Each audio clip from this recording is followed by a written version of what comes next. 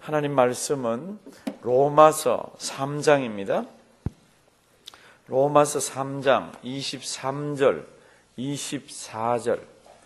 우리 고난주간에 주님의 은혜를 생각하시면서 우리 이 성경 말씀을 한번 보십니다. 로마서 3장 23절, 24절. 신약성경 243면입니다. 로마서 3장 23절 24절 다 같이 한 목소리로 한번 읽으십니다. 모든 사람이 죄를 범하였음에 하나님의 영광에 이르지 못하더니 그리스도 예수 안에 있는 구속으로 말미암아 하나님의 은혜로 값없이 의롭다 하심을 얻은 자 되었느니라. 아멘, 아멘. 네바다 주에 가면은 후보댐이라는 것이 있습니다. 아마 가보신 분들이 계실 거예요. 올라가지는 않았지만 지나가면서 보셨을 거예요. 거기는 1931년에 건설이 시작됐습니다. 미국에 경제공황이 와서 이걸 어떻게 하면 살려볼까. 그래서 노동력을 막 집중적으로 투입을 시킵니다. 거기 들어간 콘크리트가 어마어마하게 들어갔습니다. 뉴욕에서 샌프란시스코까지 4차선 도로를 다 깔아도 될 정도로 그 콘크리트를 거기 집어넣었습니다. 그 공사하는 동안에 사람이 굉장히 많이 죽었습니다. 그래서 후보댐 설명하는 그 뒤에 가면은 그 사람들이 왜 그렇게 많이 죽었는가. 이 사막에 다시 생수의 강이 흐르고 이 메마른 땅이 다시 장미꽃처럼 피어나게 하기 위해서 사람들이 죽었다는 겁니다. 사람이 죽어도 생수의 강이 흐르더라고요. 사람이 죽어도, 일반 사람이 죽어도 사막에 장미꽃이 피더라고요. 우리 인생길을 가는 동안에 생수의 강이 흐르고 인생길 가는 동안에 생명 역사를 운동을 일으키는 유일한 한 분이 계시다면 그분은 우리의 유일한 구세주 예수 그리스도입니다. 그분이 그러면 우리를 위해서 무슨 일을 해 주셨습니까? 사도 바울이 고민을 굉장히 많이 합니다. 왜 그런가 하면은 사도 바울은 원래 하나님에 대해서 열심히 굉장히 큰 사람이잖아요. 그래서 하나님 외에 다른 사람을 하나님이라 그러거나 하나님 외에 다른 존재를 신이라 그러면은 잡아가지고 죽였습니다. 그 중에 하나가 뭡니까? 그러면 예수 믿는 사람이잖아요. 왜 예수 믿는 사람을 잡아 죽였습니까? 예수를 메시아라 그러고 한 걸음 더 나아가서 그분은 하나님이시고 그분은 사람이다고 이렇게 가르치는 것을 참아 볼 수가 없었습니다. 그래서 예수 믿는 사람들을 잡아 죽였습니다.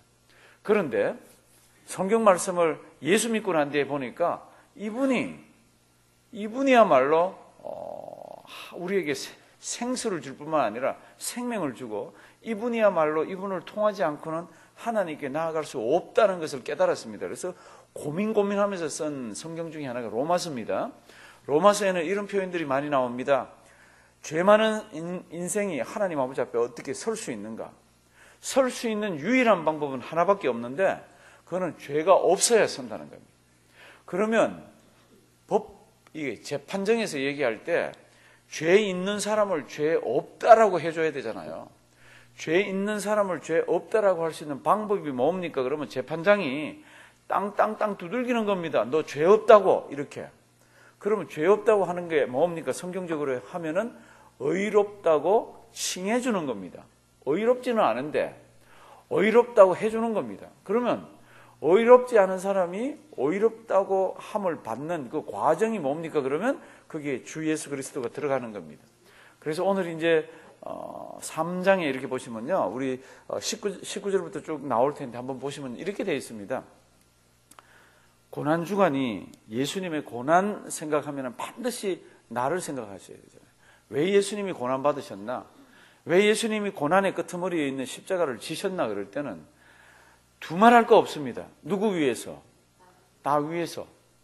그거는 뭐 두 번 생각할 것도 없습니다. 그래서 성경이 이렇게 쓰여지는 걸 보면은 우주적으로 큰 사건들을 다루면서도 그 속에 보면은 핀포인트를 찝듯이 나를 이야기하고 있는 거죠. 이제 19절부터 우리가 알거니와 무릇 율법이 말하는 바는 율법 아래 있는 자들에게 말하는 것이니 이는 모든 입을 막고 온 세상으로 하나님의 심판하래. 그 율법을 갖다 대면 심판 안 받을 사람이 없습니다. 왜요? 율법으로는 전부 죄를 깨닫게 하니까. 이런 죄 지었지 저런 죄 지었지 율법 갖다 대면 다 그렇게 되는 거 있잖아요.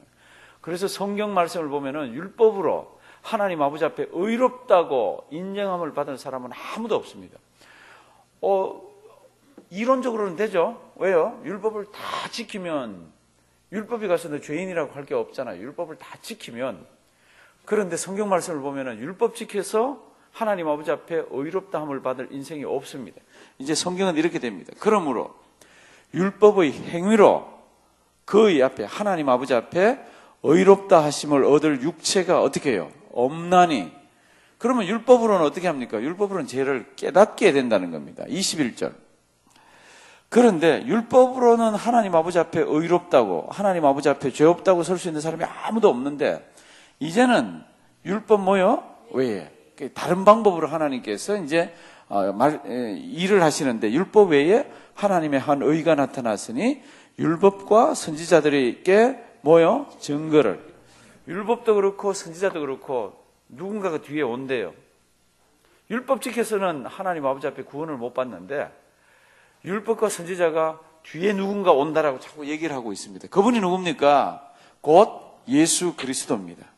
그래서 율법과 선지자들이 증거하는 것이, 그분을 믿으면, 예수 그리스도를 믿음으로 말미암아 모든 믿는 자에게 미치는 하나님의 뭐요? 의인이. 그러니까 우리가 의롭지는 않은데 하나님께서 예수를 믿으면 너 의롭다 이렇게 칭해 준다는 겁니다.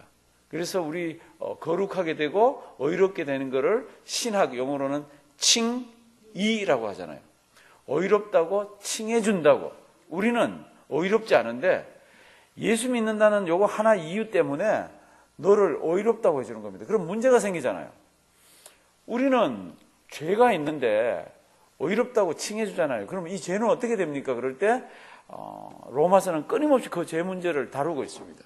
그래서 예수 그리스도를 믿음으로 말미암아 모든 믿는 자에게 미치는 하나님의 의인데 차별이 없는데, 다 같이 한번 읽습니다. 모든 사람이 죄를 범하였음에 하나님의 영광에 이르지 못하더니. 모든 사람이 죄를 범해서 하나님 아버지 앞에 의롭다고 설 수가 없습니다. 하나님의 영광에 이르지도 못합니다. 그러면 어떻게 죄 많은 인생이 하나님 아버지 앞에 서서 의롭다함을 받을 수 있습니까? 예수 믿는 거라고 나왔잖아요. 그렇죠? 그래서 24절 보면 이렇게 되어 있습니다. 하나님의 영광이 어떻게 이룰 수가 있습니까? 그리스도 예수 안에 있는 구속으로 말미암아 하나님의 은혜로 값없이 뭐라 그랬습니까? 의롭다 하심을. 이 의롭다 하시면 법정 용어예요. 판사가 죄가 있는데도 너 죄가 없다 이렇게 해주는 거예요. 그러면 그냥 아무 이유 없이 죄 없다고 합니까? 아니라는 겁니다. 하나님 법정에서 하나님이 우리 같은 죄인을 보고 너 죄 없어 이렇게 해주는 그 근거는 뭡니까? 그러면 예수를 믿는 믿음 때문에 하나님께서 그 은혜로 값없이 우리를, 그러니까 하나님의 은혜는 우리에게 값이 없이 오는 겁니다. 그런데 이거 오해하시면 안 됩니다. 값이 없다고 싸구려는 아닙니다. 굉장히 많은 사람들이 하나님의 은혜를 싸구려 은혜로, 아주 cheap grace로 이렇게 생각을 하는데 그렇지가 않습니다. 여기 값이 없다는 것은 값을 매기려고 아무리 해봐도 이게 너무 값이 나가기 때문에 우리가 그걸 값 주고 살 수가 없어요. 돈을 주고 살 수가 없습니다. 그래서 값을 매길 수가 없어서 값이 없는 거지, 싸구려기 때문에 값이 없는 게 아닙니다. 그러니까 우리 예수 그리스도의 십자가의 공로는 값없이 우리가 받는 건데, 우리가 그걸 얻는 건데, 딱 유일한 조건이 하나 있습니다. 그게 뭡니까? 믿음이에요. 나는 내 행위로 죄의 값을 치를 수가 없지만 나는 예수님을 믿습니다. 그분을 통하지 않고는 하나님께 나아갈 수가 없습니다. 그분만이 나의 죄를 대속해 줄 수가 있습니다. 대신 짐을 지고 십자가에 질 수 있습니다. 이걸 믿는 사람들에게 하나님께서 너 죄 없다라고 칭해 준다는 겁니다. 의롭다고. 이제 그런 얘기, 딱딱한 얘기지만은요, 성도분들 이거 묵상을 많이 하셔야 됩니다.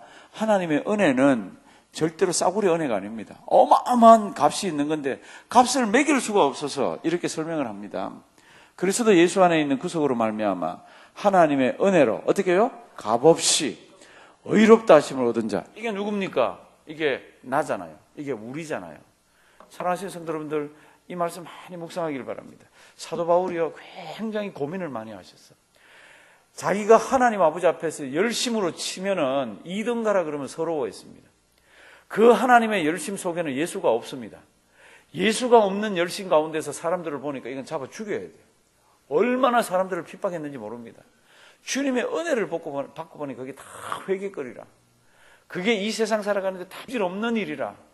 이 세상 살아가면서 가장 가치 있는 일이 뭡니까? 그러면 뭐 다른 모든 건 다 제쳐놓고 딱 하나라는 겁니다. 예수 믿는 믿음 주신 게 그렇게도 고맙다는 겁니다. 우리 고난주간이 지나갑니다. 주님이 나를 얼마나 사랑하셨는지, 하나님이 나를 얼마나 사랑하셨는지, 그래서 하나밖에 없는 아들을 십자가에 매어 달아야 하셨는데 그 은혜는 값이 없는 은혜입니다. 그러니까 아무나 예수 믿겠다 그러면 주는 거죠. 싸구려라서 주는 게 아니라 너무 귀하기 때문에 주는 겁니다. 우리는 그 받은 자들입니다.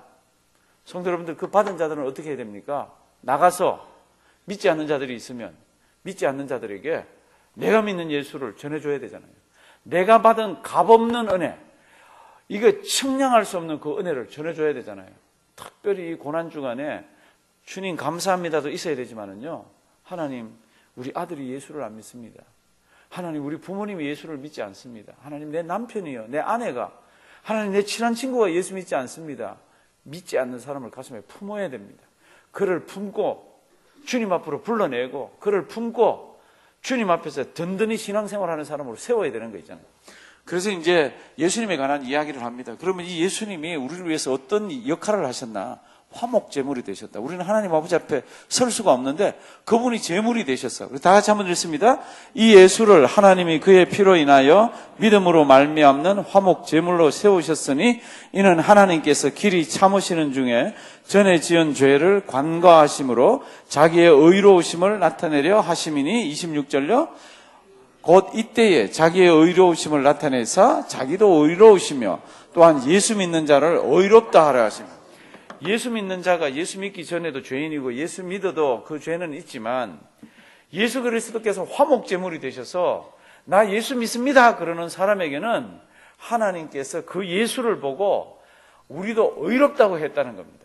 그러면 하나님께서 재판장으로서 죄가 있는 사람을 의롭다 할 때는 그건 불법이잖아요. 그런데 예수 그리스도가 화목제물이 돼서 한 경우에는 불법이 아니라 그렇게 한다는 겁니다. 참 이게 하나님의 룰이에요. 그런즉 예수 믿어서 의롭다 함을 받은 사람은 자랑할 데가 있느냐? 자랑할 데가 없다는 겁니다. 왜요? 하나님이 다 해주셨어요. 그런즉 자랑할 데가 있느냐? 있을 수 없느니라. 무슨 법으로냐? 행위로냐? 아니라 오직 뭐요? 믿음의 법으로만 의롭게 된 겁니다. 28절.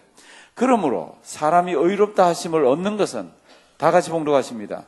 율법의 행위에 있지 않고 믿음으로 되는 줄 우리가 인정하노라. 아멘.